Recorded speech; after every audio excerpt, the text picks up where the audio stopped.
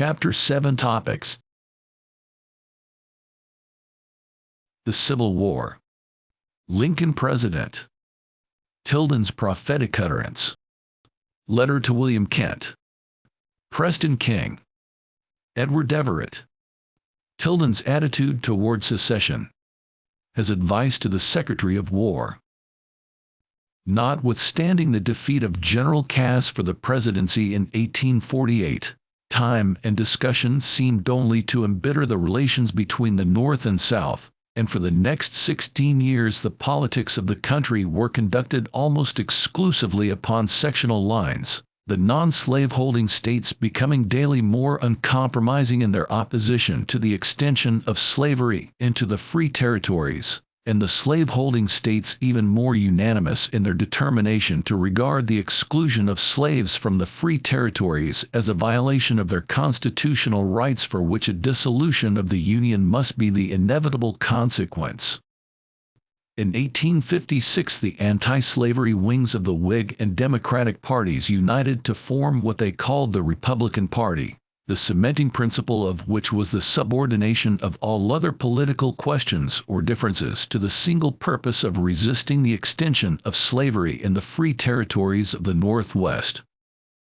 At a national convention of this party held in Philadelphia in the summer of 1856, John C. Fremont was nominated as its candidate for the presidency. James Buchanan, of Pennsylvania, was one of the three candidates of the pro-slavery interest. Mr. Tilden was urgently pressed by his old associates in the rebellion of 1848 to join the Republican organization, but he declined, for reasons, the plausibility of which could not be contested. He thought he could be of more influence inside of the Democratic Party than outside of it. He was unwilling to identify himself with any political party which, so far as he knew, had but one single bond of union, and finally, and this was his most serious difficulty, he feared the consequences of dividing the people of the United States into geographical parties. He had no doubt that the inevitable consequence of the triumph of the Free Soil Party, through the electoral vote of the free states, and without the electoral vote of a single slave state, must be civil war. Though Mr. Buchanan was elected, Fremont received the electoral votes of the 6 New England states of New York, Ohio, Michigan, Iowa, and Wisconsin. His popular vote was 1,341,000, only 497,000 less than were received by his successful rival. The result of this election, in proportion as it encouraged the Republicans of the free states, filled the South with alarm, and the whole 4 years of Buchanan's administration were spent by Congress still under the control of the slaveholding states in efforts to strengthen the entrenchments of slavery. In the prosecution of their efforts they were more or less countenanced by Tilden and men of his political school, who dreaded the consequences of a collision between what seemed to them a transient national fanaticism. Mr. Lincoln was nominated by the Republicans for the presidency in 1860. Their antagonists were unable to unite upon a candidate. The extremists of the South, unwilling to trust any Northern man in the state of public opinion then prevailing in the free states, nominated Mr. John C. Breckinridge, of Kentucky. A schismatic convention of Democrats nominated Stephen A. Douglas, of Illinois, while the party representing what remained of the Native American schism formed what they called a fusion ticket, at the head of which they placed Senator Bell, of Tennessee. Mr. Tilden did not support the Republican candidate. Though holding no official relations with any party, and more than ever absorbed by his profession, he attested in many ways the acute interest which he felt in the impending struggle. He pled with those that would be pleaded with. He reasoned with those he could reason with, and by occasional addresses and by correspondence did what he could to discourage the transfer of the federal government to the control of a geographical party. Better than any person that I knew, he comprehended the irreconcilability of the forces that were arraying themselves against each other in the country.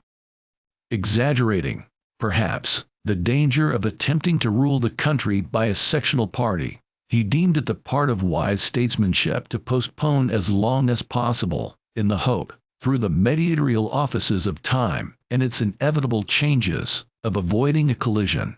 After the failure of the Democratic Party to unite upon a candidate at the Charleston Convention in 1860, Tilden was asked to fill a vacancy in the delegation from New York at the adjourned meeting of the Democratic Convention of that year in Baltimore. In that body, he made 2 speeches, in which he portrayed, as an inevitable consequence of a sectional division of the Democratic Party, a corresponding division of the states, and an armed conflict. These speeches were described by those who heard them as inspired by a solemn sense of patriotic duty and a most vivid perception of impending dangers. Although they made a profoundly painful impression, they failed to influence the action of the delegates in season to avert the consequences he had predicted. About 2 weeks before the presidential election of 1860, Tilden published a letter in the New York Evening Post, addressed to William Kent, in which he set forth with great care his view of the perils to be apprehended from the success of the Republican candidate. He assumed correctly that Lincoln could not receive the electoral vote of a single slave state.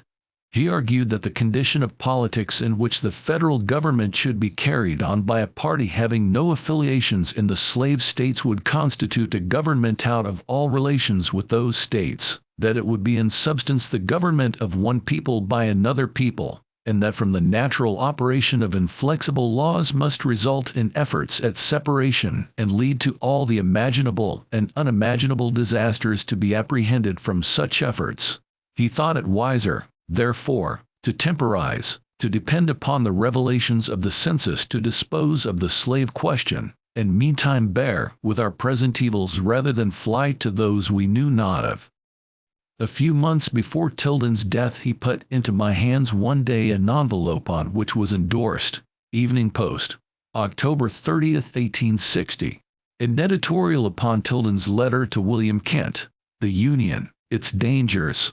He handed me this envelope with a smile, but without any remark. I received it in the same way.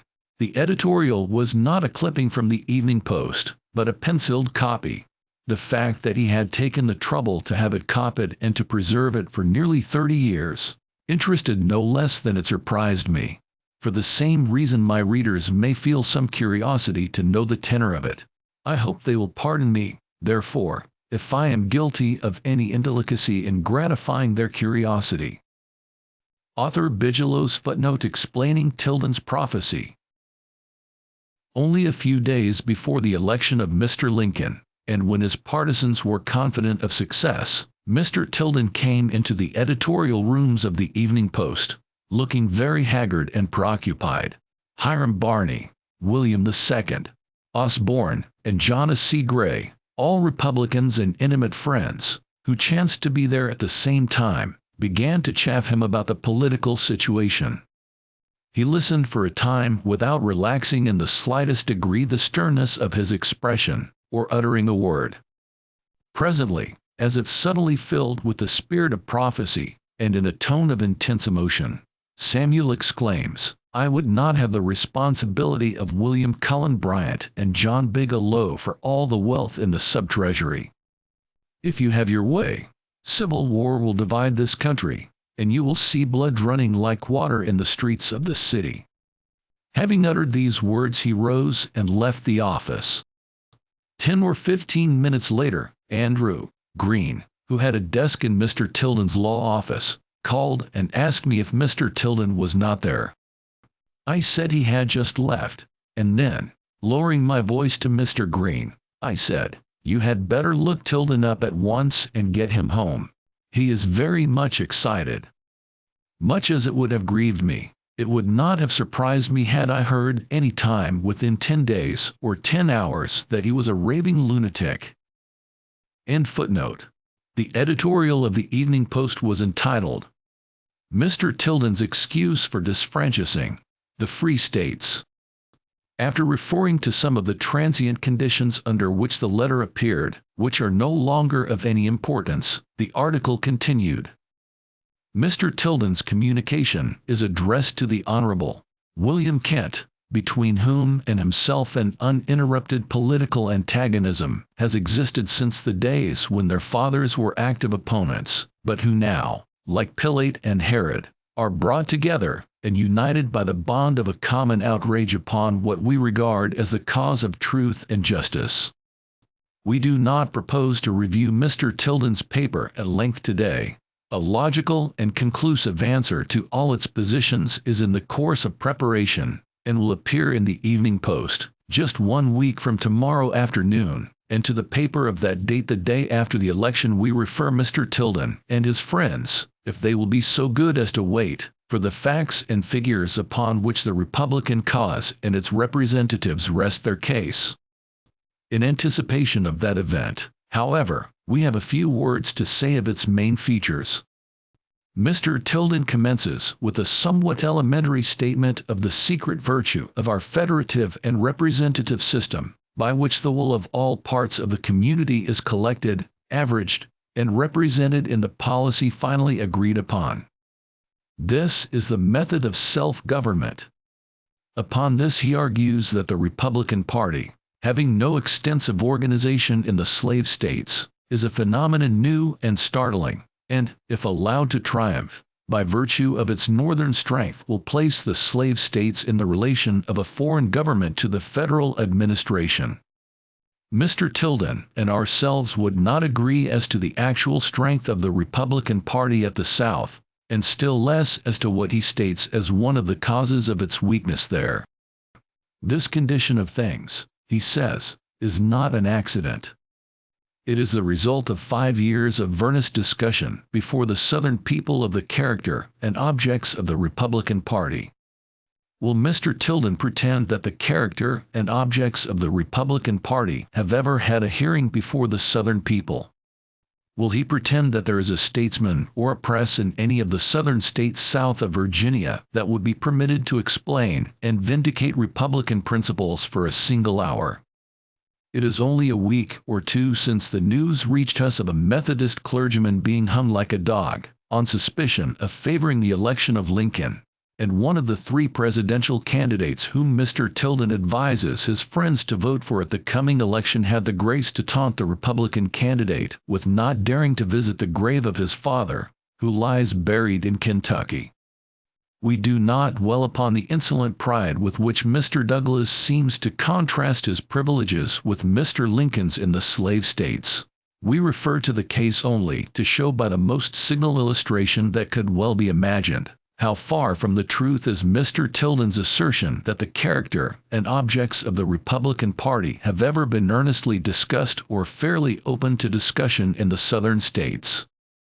The fact is notorious that the policy and purposes of the Republican Party are not much better understood by the great body of the people in the South today than they are in Mongolia or Crim Tartary, nor will they be till the federal government passes into the hands of men who will administer it in the interest of the whole nation, and not for the exclusive advantage of an oligarchy. It is their misfortune and not our fault that they will not allow our journals and tracts to circulate in their borders, that they burn those who come among them to utter our doctrines, that they destroy the presses established to advocate them, that they ransack and plunder the mails, and by deliberate legislation and lawless violence exclude every ray of light that may be directed from any Republican source to their understanding. Besides, Mr. Tilden is aware that the Republican Party does not aim at any interference with slavery in the states, that it never professed to go further than to limit slavery to the territory of which it has constitutional possession. He fears, however, that the South misunderstands us, and that we are fostering a public sentiment in regard to their social institutions which is fatal to their repose and prosperity. That is certainly the gravest assault upon the system which can be made.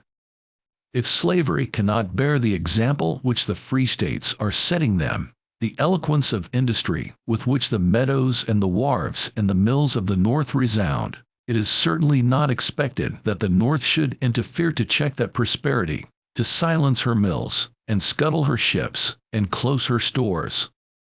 We propose no other interference with the Southern states than an honorable competition for the wealth and commerce of the world. If we can succeed best by free labor, shall we not use free labor? And if the South can succeed best with slave labor, the Republican Party certainly does not propose to interfere with it. We are satisfied at the North that free labor is best for us and for the free territories, and we mean to keep them and our own states free from slave labor if we can. Have we not a right to make this effort? Is it disorganizing and revolutionary for us to use all lawful and constitutional means to accomplish this result, if we are satisfied that it is best all around that we should? Mr. Tilden, though one of the rebels of 1848, and a famous Jeffersonian ordinance man in those days when his party listened to his speeches, he had been hissed off the platform at Tammany Hall a few nights previous when attempting to teach them some unwelcome truths, says no. He says here are his words.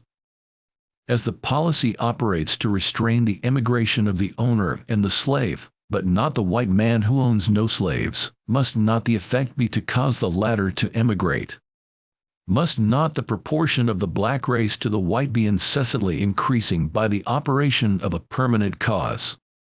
At last, when the system culminates in emancipation, must not the result be communities almost exclusively of blacks? Can the whites live in such communities?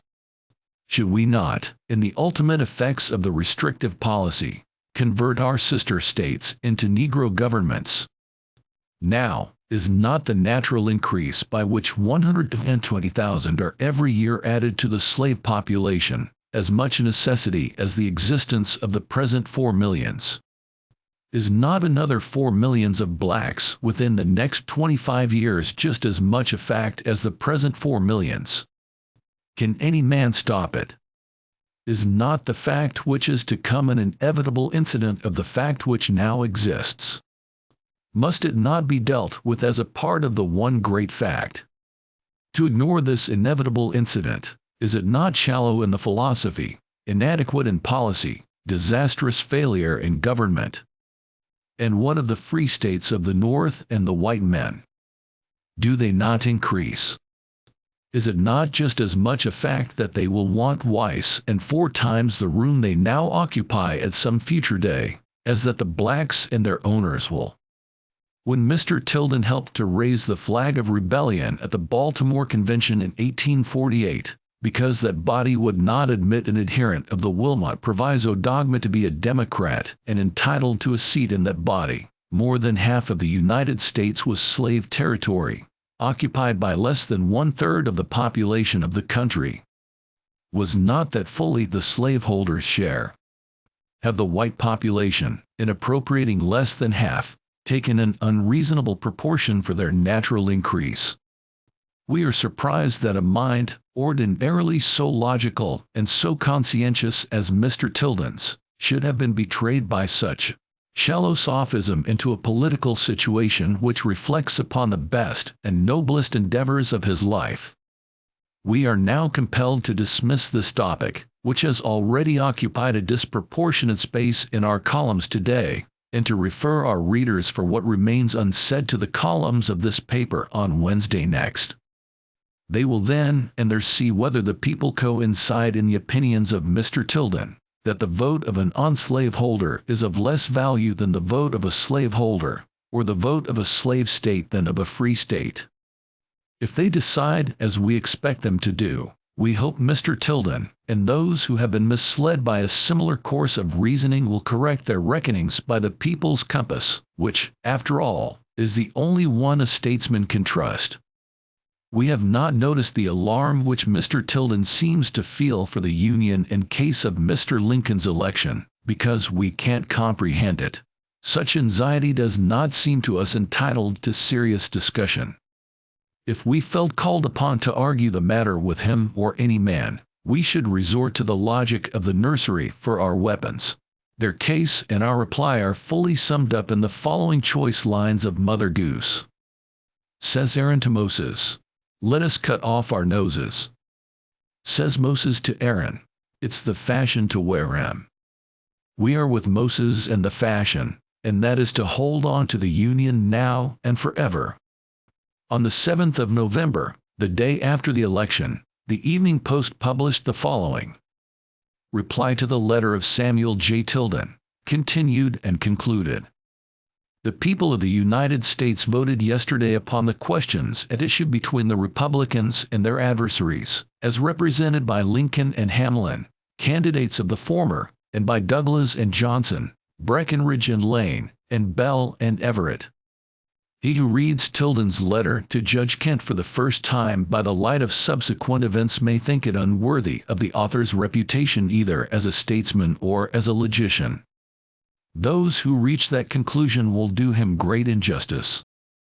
To be properly estimated, this paper must be considered as a plea in avoidance of a civil war, as he thought, and as events proved, one of the inevitable results of a Republican triumph. It was not written to defend or encourage the Southern people in their modes of dealing with national problems, but to warn the people of the free states of the dangers to which they would expose the country by electing for its chief magistrate the candidate of a geographical or sectional party who could not expect to receive a single electoral vote from any one of a group of states which covered more than half of the national territory. Believing, as he did, that the success of the Republican candidate meant civil war certainly and disunion possibly, he made the best plea that he could. I am not aware that anyone ever made a better, to have this cup pass from us, and we take our chances of a merciful providence showing us a better way. Footnote: letters exchanged between Tilden and Preston King, Edward Everett.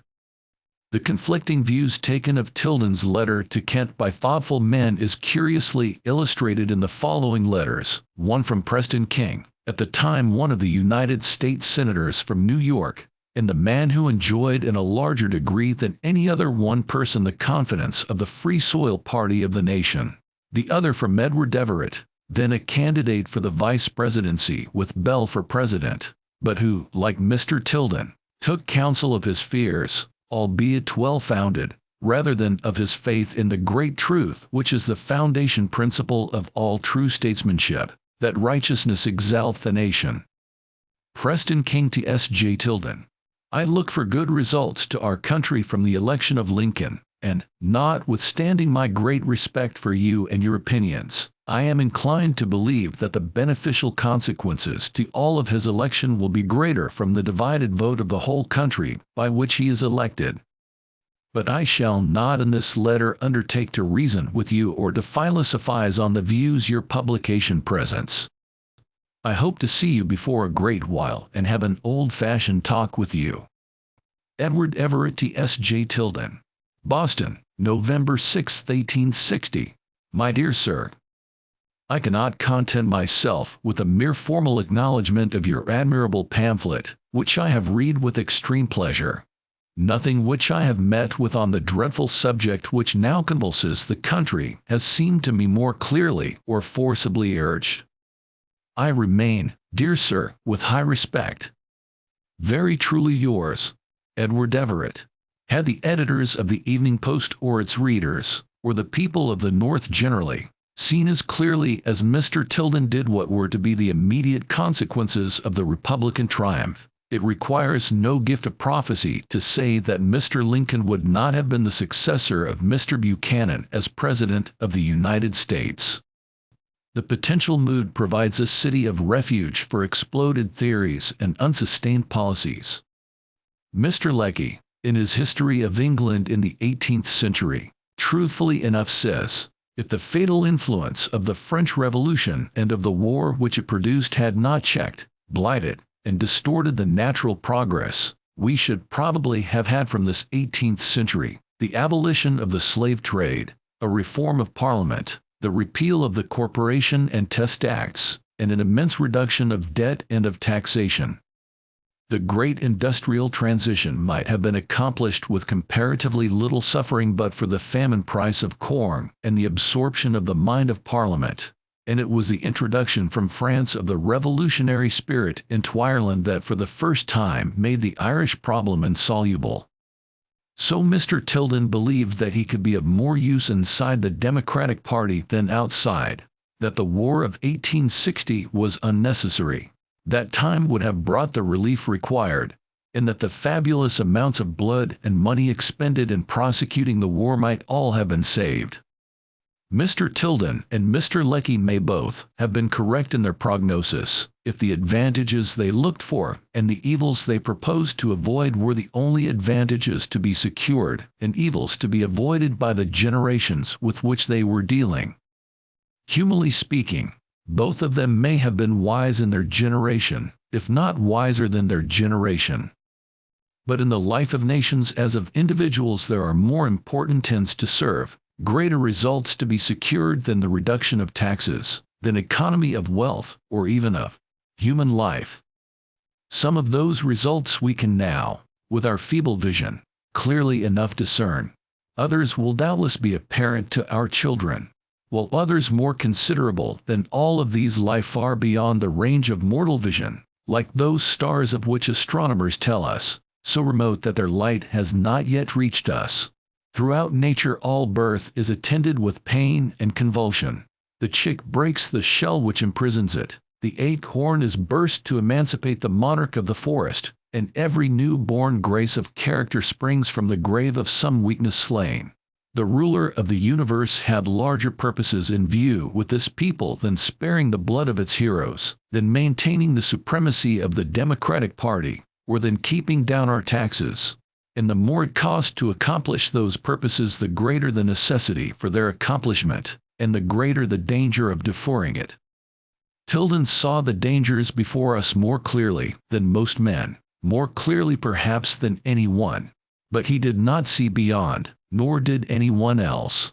The men sent to spy out the land of Canaan did not exaggerate the dangers which the Israelites would encounter in reducing it to possession, but they did undervalue the risks they could afford to take to possess it and the forces ready to cooperate with them. In this world we must walk by faith, not by sight. Farsightedness is just as misleading as short-sightedness. Could we foresee some of the remoter consequences of any of our acts, we would do nothing. All function would be paralyzed by apprehension, smothered in surmise. Knowledge and wisdom in the great economics of providence are as different from each other as hydrogen from water. The habit of confounding them has separated human society into hostile camps for centuries, deluded, as a large class have always been, by the notion that only the highly educated are fit to share in the responsibilities of government, or in the choice of those who should administer it. Mere knowledge is no more wisdom than a talent for music is morality, than lust is love, or than a rainbow is rain. And to babes and sucklings there is sometimes given a wisdom which we may seek for in vain among philosophers. How generally Tilden's warnings were laughed at, how utterly his advice was disregarded, and how sooner even than he had predicted, the Civil War was upon us, it is needless here to dwell upon. It is permitted to us sometimes to know what has been, but never to know what under different circumstances would have been. That is God's secret. As one of those, however, who made light of Tilden's prophetic alarms, I do not hesitate to say that I have often since envied him the satisfaction he was entitled to derive from the honorable and patriotic efforts he then made to avert the war by which more than 1 million of our young men were consigned to untimely graves, many thousand millions of property destroyed, and the perpetuity of our republican institutions imperiled. Earnestly as Mr. Tilden labored to avert the war, and to thwart the measures which seemed to him calculated to precipitate it, anxious as he had been to contribute no fresh ingredient of hatred to the seething cauldron, when, without any responsibility on his part, the war came, he never for a moment hesitated as to the course he was to pursue. He felt it to be the duty of every citizen to sustain the government in its resistance to territorial dismemberment.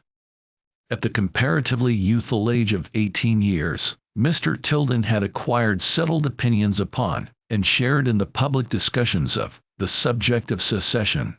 In a speech at a Union meeting held in Union Square, at which General Dix presided, on the 17th of September, 1866, Mr. Tilden, in vindication of President Johnson, incidentally alluded to his early investigation of the subject of secession, and the conclusions to which he then arrived. He said, I studied this whole question in 1833, during the controversy between the federal government and the state of South Carolina.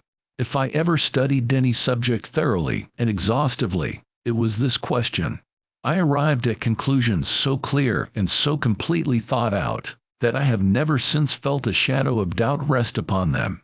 Mr. Madison, the father of the Constitution of the United States, was then living. He participated largely in the discussions of that period. He brought to the subject full knowledge of the views of the framers and of the contemporaneous history of the Constitution, a large political philosophy, and half a century of thought, by the one great intellect. In my judgment, no man can claim to understand the Constitution or government of the United States who is not familiar with the writings of James Madison. In the discussions of that period, it was established that Thomas Jefferson, the founder of the Democratic Party, entirely concurred with Mr. Madison in denying the right of any state to nullify the laws or to secede from the Union. Andrew Jackson was president. Martin Van Buren was vice president. Edward Livingston was Secretary of State. Silas Wright was a senator in Congress. William L. Marcy was governor of the state. All of these great statesmen of New York, Van Buren, Livingston, Wright, and Marcy, shared in the discussions. They all repudiated nullification and secession, as did Jackson, Madison, and Jefferson. The Constitution of the United States is, by its own terms, declared to be perpetual. The government created by it acts within the sphere of its powers directly upon each individual citizen. No state is authorized, in any contingency, to suspend or obstruct that action, or to exempt any citizen from the obligation to obedience. Any pretended act of nullification or secession whereby such effect is attempted to be produced is absolutely void. The offense of the individual citizen, violating the lawful authority of the United States, is precisely the same as if no such pretended authority ever existed. On the other hand, the remedy given to the federal government against the individual citizen, being coextensive with all the powers it may ever constitutionally exert, is in itself complete and adequate. And the idea that the general government may exclude a state in its corporate capacity from the Union because of offenses of individual citizens, for which there is a complete and adequate remedy against them, is totally unknown to our political system. The army itself was simply a gigantic posse comitatus to enforce the laws. And the moment resistance to them was repressed, they revived the constitutional system of our fathers. On the subject of slavery, Mr. Tilden's opinions were no less fixed. Though never what used to be known as an abolitionist, neither was he ever the advocate or apologist of servile labor. In the controversy which grew out of our territorial acquisitions from Mexico in 1847, he was for doing everything to secure to those territories the benefit of the social and industrial institutions of the North. In that sense, he acted in 1848 in opposing the extension of slavery into any of the free territories by the act of federal government, and again, in 1854, when the repeal of the Missouri Compromise was under consideration in Congress, and the flame of sectional controversy broke out afresh, Mr. Tilden was open and decided in his opposition to the repeal, in reference to which he stated in his letter to William Kent, "I used all my influence, at whatever sacrifice of relations, against the repeal, because I thought a theoretical conformity to even a wise system dearly purchased by breaking the tradition of ancient pacification, on such a question and between such parties." At a dinner at the house of the late W. H. Aspinwall, in the year 1860, Mr. Tilden was heard to warn a Southern guest that, if the Southern states persisted in their attempts to secede, they must not expect Northern Democrats to hold the government while they were whipping it, that when the breach became inevitable, the North would take part with the government. To those who thought, as hand, the remedy given to the federal government against the individual citizen, being coextensive with all the powers it may ever constitutionally exert, is in itself complete and adequate.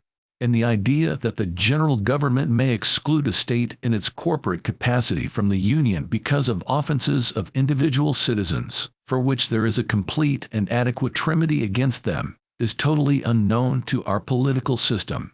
The army itself was simply a gigantic posse comitatus to enforce the laws, and the moment resistance to them was repressed, they revived the constitutional system of our fathers. On the subject of slavery, Mr. Tilden's opinions were no less fixed. Though never what used to be known as an abolitionist, neither was he ever the advocate or apologist of servile labor. In the controversy which grew out of our territorial acquisitions from Mexico in 1847, he was for doing everything to secure to those territories the benefit of the social and industrial institutions of the North. In that sense he acted in 1848 in opposing the extension of slavery into any of the free territories by the act of federal government, and again, in 1854, when the repeal of the Missouri Compromise was under consideration in Congress, and the flame of sectional controversy broke out afresh, Mr. Tilden was open and decided in his opposition to the repeal, in reference to which he stated in his letter to William Kent, "I used all my influence, at whatever sacrifice of relations, against the repeal, because I thought a theoretical conformity to even a wise system dearly purchased by breaking the tradition of ancient pacification, on such a question and between such parties." At a dinner at the house of the late W. H. Aspinwall, in 1860, Mr. Tilden was heard to warn a Southern guest that, if the Southern states persisted in their attempts to secede, they must not expect Northern Democrats to hold the government while they were whipping it, that when the breach became inevitable, the North would take part with the government. To those who thought, as did many then calling themselves Republicans, that on the whole it would be as well to consent to a peaceful separation, Mr. Tilden always answered that peaceful separation was an illusion, that the questions in controversy would be rendered infinitely more difficult by separation, and new ones still more difficult would be created, that if the antagonized parties could not agree upon peace within the Union, they certainly would not have peace without the Union. They never could agree upon terms of separation, nor could they agree upon the relations to subsist between them after the separation. And, however lamentable might be the consequences, force could be the only arbiter of their differences.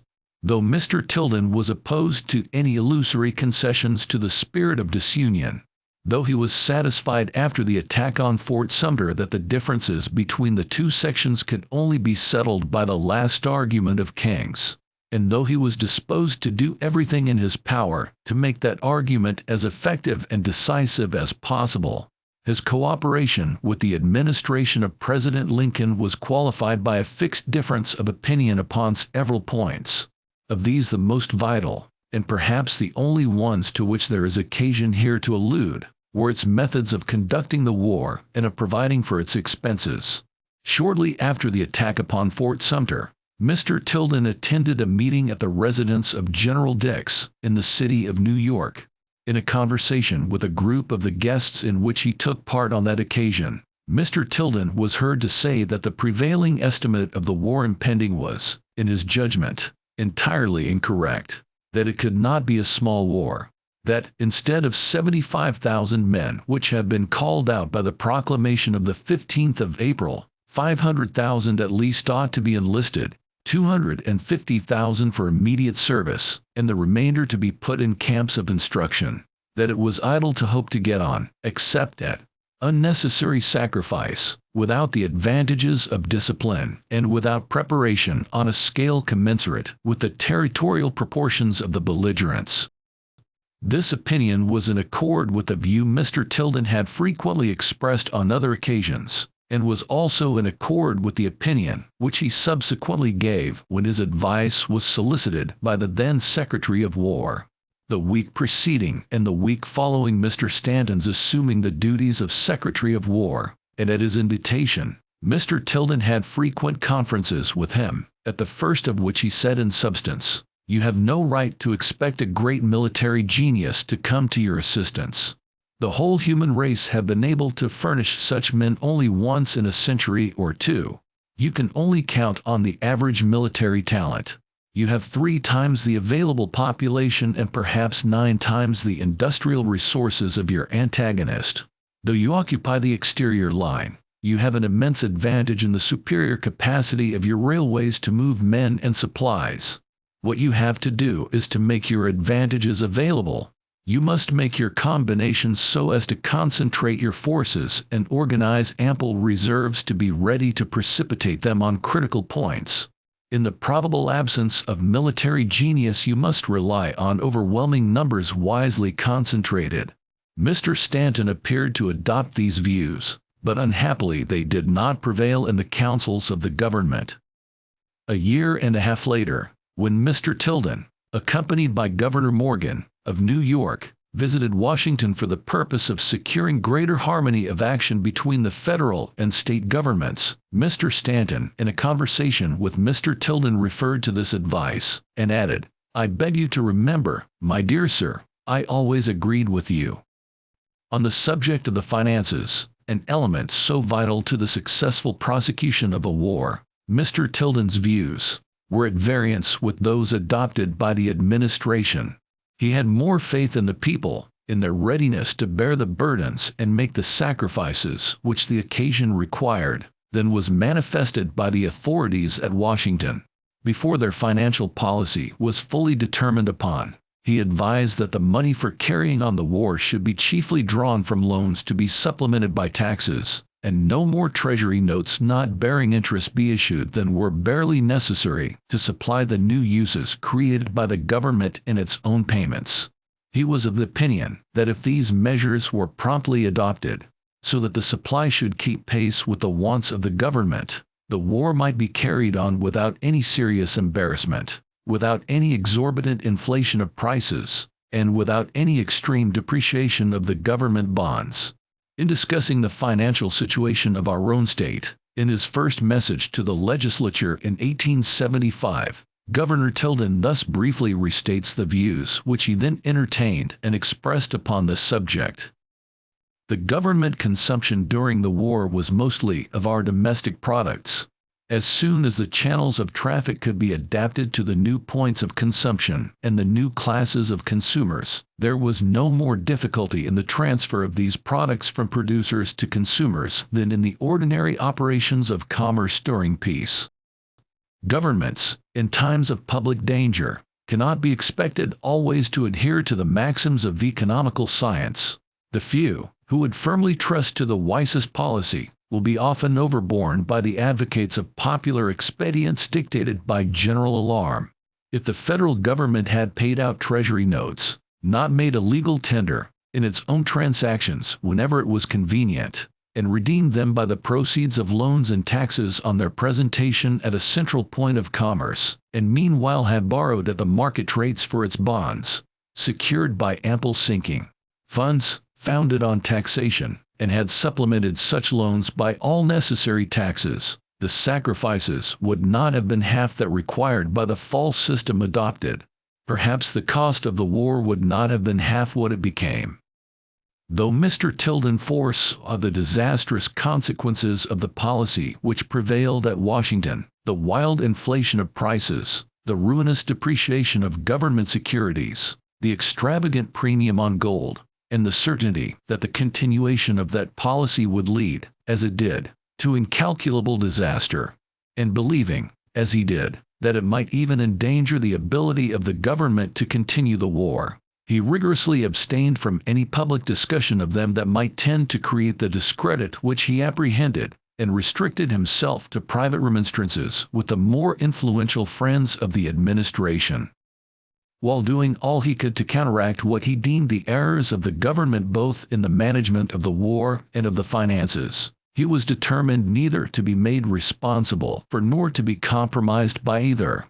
His attitude throughout that pregnant period of our history was, so far as possible for a private citizen holding no official or even active relations with any political party, that of patriotic, constitutional opposition to supposed errors of administrative policy, openly cooperating with all the measures of the government of which he approved, and privately discouraging those of which he disapproved. In a letter to the Evening Post, written early in the year 1863, he had occasion to make a public record of his views upon the subject. I am quite aware how difficult is the conduct of a constitutional opposition during the period of war, how necessary it is to guard against its degenerating into faction, and to keep its measures directed to attaining the utmost practical good for the country at every varying stage of public affairs. I know, also, that such an opposition is often the only means of preserving civil liberty or of conducting an existing war to a successful termination. I have hitherto never failed to see the exact line between opposition and faction, or to keep within it, with an impartiality at no moment shaken by interest, passion, prejudice, or association.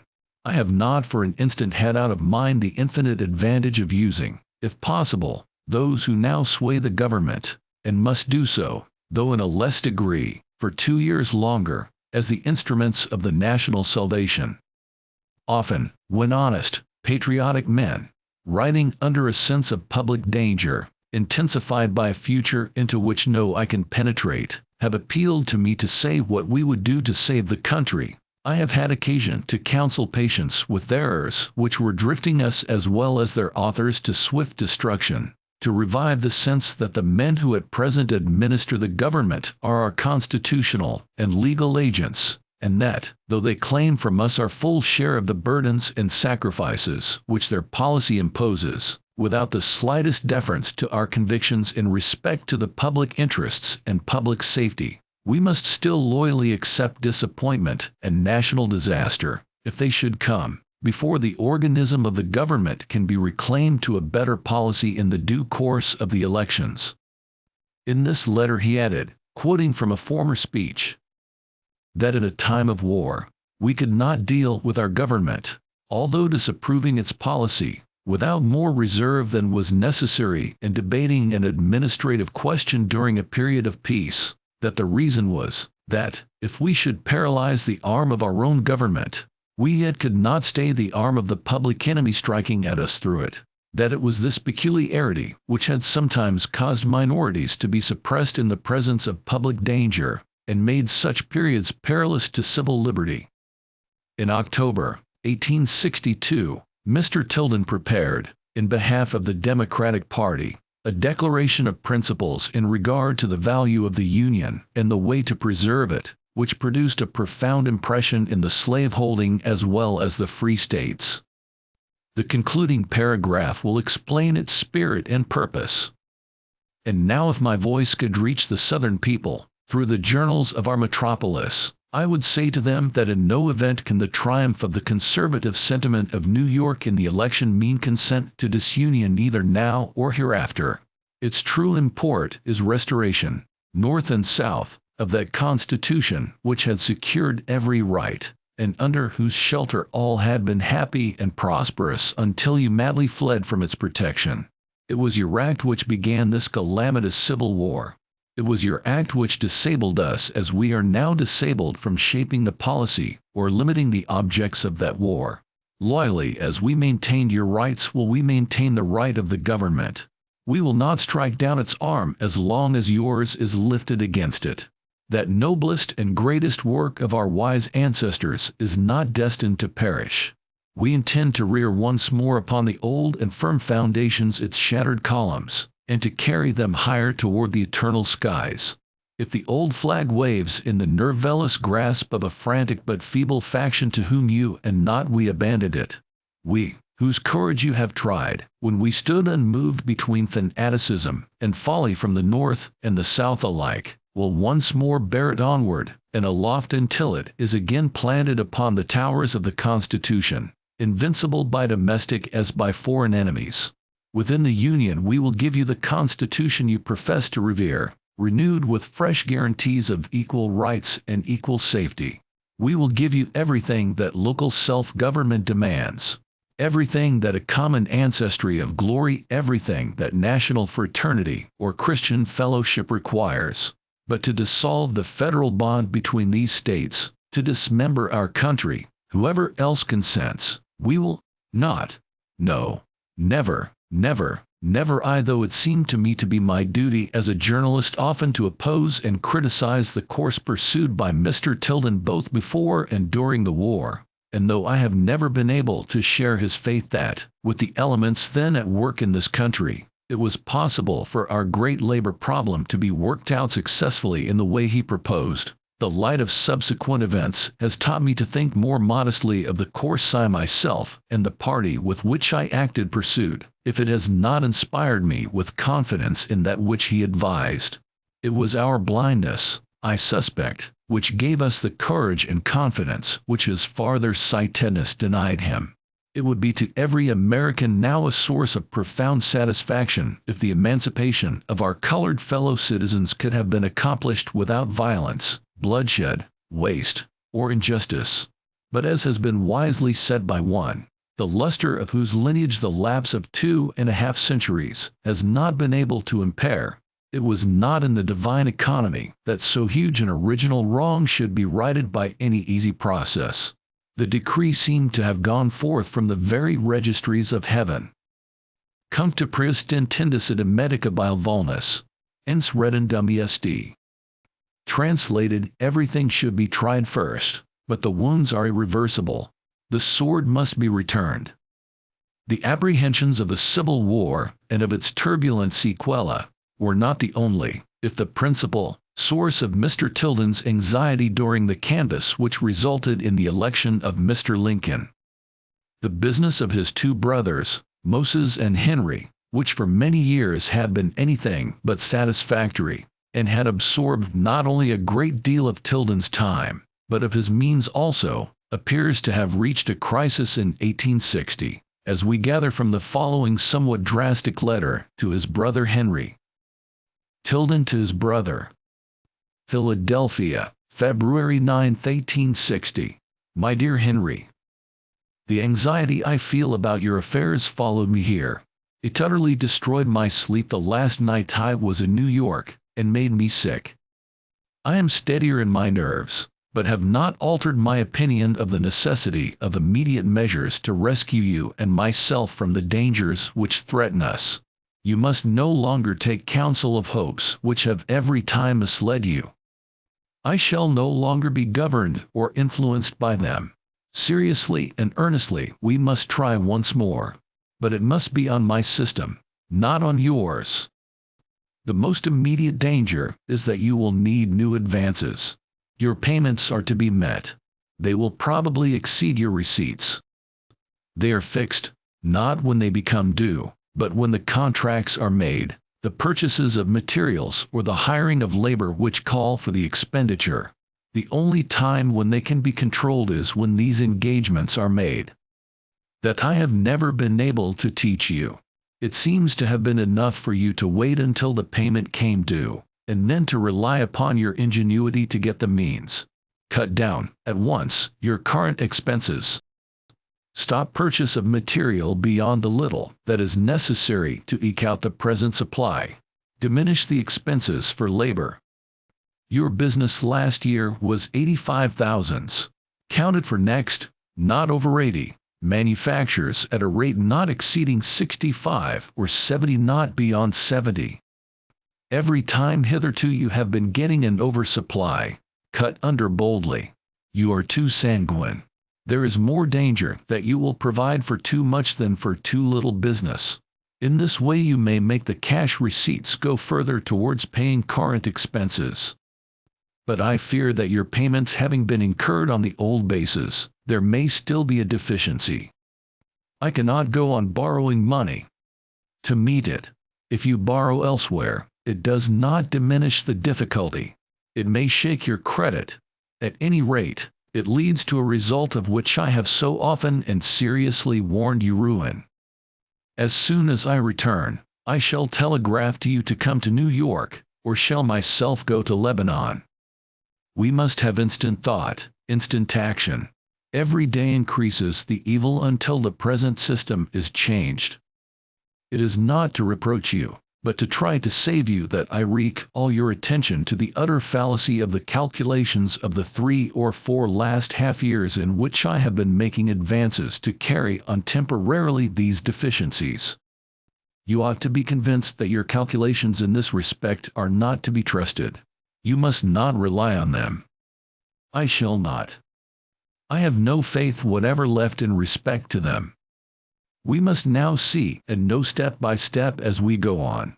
You ought now to feel the propriety of the advice I have so often given you on this subject. End of chapter 7.